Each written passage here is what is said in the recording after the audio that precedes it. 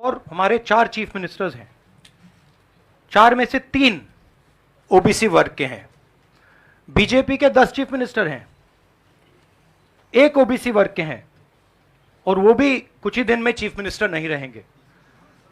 तो बात बहुत होती है ओबीसीज की, मगर नरेंद्र मोदी जी को यह बताना है कि ओबीसीज के लिए आपने किया क्या। मैंने पार्लियामेंट में उदाहरण दिया कि 90 अफसरों में से 3 अफसर ओबीसी वर्ग के। नरेंद्र मोदी जी ने उसके बारे में कुछ नहीं बोला। उन्होंने यह भी नहीं बोला कि हां यह गलत है, उन्होंने बोला, एक शब्द नहीं बोला। मतलब उनके लिए यह एक्सेप्टेबल है कि हिंदुस्तान में जिनकी शायद 50% आबादी है अप्रोक्सीमेटली, उनका सरकार को चलाने में कोई भी हक ना हो। तो यह तो सच्चाई है, रियलिटी है। प्राइम मिनिस्टर सीधा कह दें कि हम कास्ट सेंसस का डेटा रिलीज कर देंगे। प्राइम मिनिस्टर सीधा कह दें कि अगला सेंसस कास्ट बेसिस पे होगा। वो कह ही नहीं सकते, क्योंकि प्राइम मिनिस्टर सचमुच में ओबीसी वर्ग के लिए काम नहीं करते हैं। प्राइम मिनिस्टर का काम ओबीसी वर्ग को डिस्ट्रैक्ट करने का, ओबीसी वर्ग के ध्यान को इधर उधर करने का है। जो सच्चाई है कि ओबीसी वर्ग, दलित वर्ग, आदिवासी वर्ग को कितनी भागीदारी मिल रही है, उससे डिस्ट्रैक्ट करने का पूरा सिस्टम बना रखा है आरएसएस ने और नरेंद्र मोदी जी ने। और नरेंद्र मोदी जी उनके मेन इंस्ट्रूमेंट है, मतलब सेंट्रल औजार हैं। उनका यही काम है कि भैया ओबीसी की भागीदारी ना हो, ध्यान इधर उधर जाता जाए।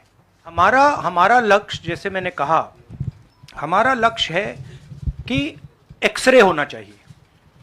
किसी को चोट लगती है, अस्पताल में पहला काम होता है, भैया देखिए एक्सरे कराते हैं, पता लगाते हैं क्या है, सच्चाई क्या है। हमें लग रहा है कि हिंदुस्तान में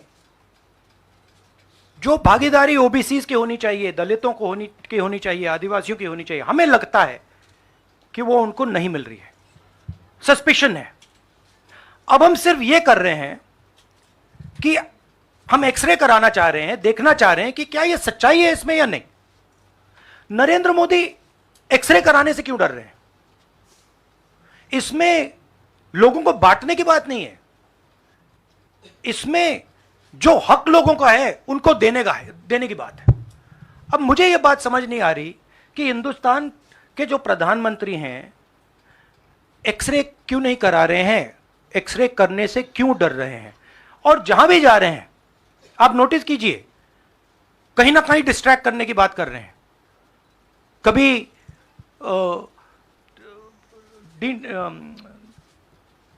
डिलिमिटेशन की बात कर रहे हैं, कभी कुछ और बात कर रहे हैं, कभी साउथ इंडिया की बात कर रहे हैं। मगर एक भाषण में नरेंद्र मोदी जी ने यह नहीं कहा कि देखिए जो राहुल गांधी ने कहा है 90 अफसर जो हिंदुस्तान को चलाते हैं उसमें से 3 लोग सिर्फ ओबीसी वर्ग के हैं। यह सच्चाई है, यह सच्चाई बीजेपी ने एक्सेप्ट की है। और उनको सिर्फ 5% बजट पर कंट्रोल है। यह प्रधानमंत्री अपने भाषण में नहीं बोल पा रहे हैं। क्यों? क्योंकि उनका लक्ष्य कुछ और है। उनका लक्ष्य डिस्ट्रैक्शन का है।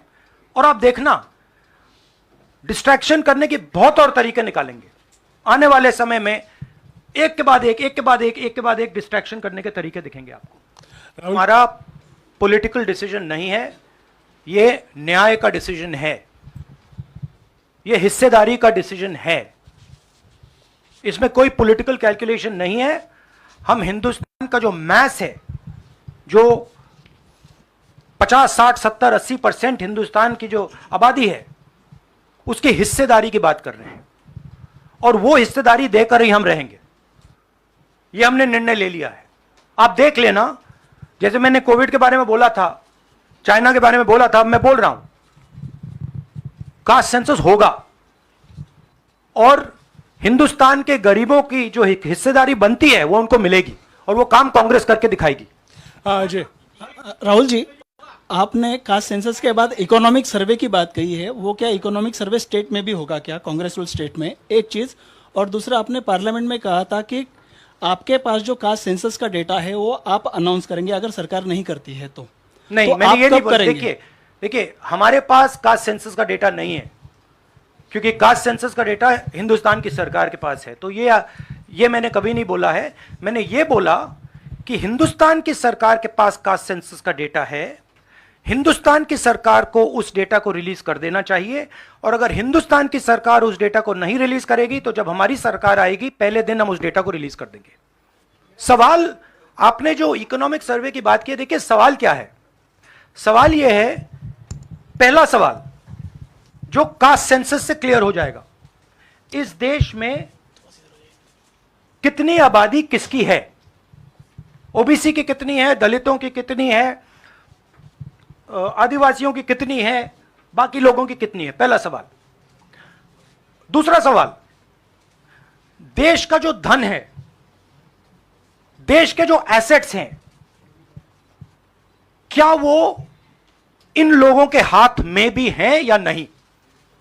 देश के एसेट्स में ओबीसी की कितनी हिस्सेदारी है, दलितों की कितनी हिस्सेदारी है, आदिवासियों की कितनी हिस्सेदारी है, देश के इंस्टीट्यूशंस में आदिवासी कितने, ओबीसी कितने, दलित कितने। मैं आपसे पूछ लेता हूं, इस कमरे में दलित कितने हैं?